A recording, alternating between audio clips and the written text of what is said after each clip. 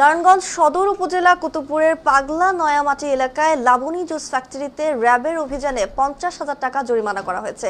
24 ফেব্রুয়ারি দুপুরে এই অভিযান পরিচালনা করা হয়। কাপড়ের রং মিশিয়ে শিশু খাদ্য তৈরি, প্রস্তুত এবং মেয়াদ উত্তীর্ণ তারিখ না থাকায় এই জরিমানা করা হয়েছে বলে ভোক্তা অধিকার নারায়ণগঞ্জ জেলা সহকারী পরিচালক হৃদয় রঞ্জন বণিক জানিয়েছেন। প্রতিষ্ঠানে আমরা পর্যবেক্ষণ করেছি এই যে পণ্যগুলো কিভাবে উৎপাদন করছে।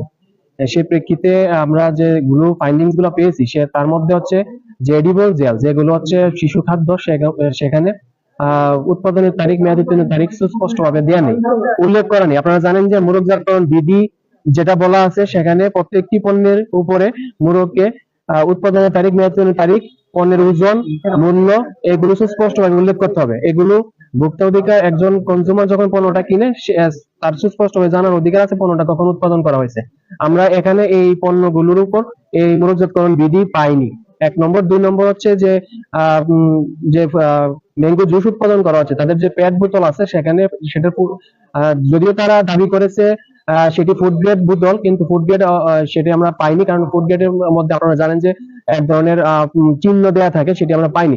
সে প্রেক্ষিতে আজকে এই প্রতিষ্ঠানটিকে ভোক্তা অধিকার সংরক্ষণ আইনের 37 ধারা লঙ্ঘনজনিত কারণে 50,000 টাকা অর্থদণ্ড করা হয়েছে। আমাদের সাথে আছে খাদ্য বিভাগের সালাউদ্দিন ভুইয়া, খাদ্য পরিদর্শক, জেলা খাদ্য নারায়ণগঞ্জ। কুতুবপুর এলাকায় লাবণী ফুড প্রোডাক্টস একটি অভিযান পরিচালনা করেছি।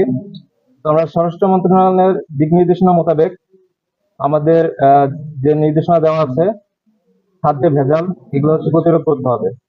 সেই নির্দেশনা মোতাবেক আমরা হচ্ছে আজকে অপারেশনটি পরিচালনা করি।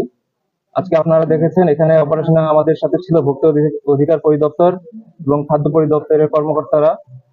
আজকে এখানে তাদের যে প্রোডাক্টটি উৎপাদন করছে, এখানে তাদের প্রোডাক্টের গায়ে যে মোড়কজাত পণ্যের যে আইন আছে সেই অনুযায়ী উৎপাদন তারিখ এবং তার মেয়াদ উত্তীর্ণের তারিখ থাকার কথা, সেই তারিখটি তাদের প্রোডাক্টের অর্থদণ্ডে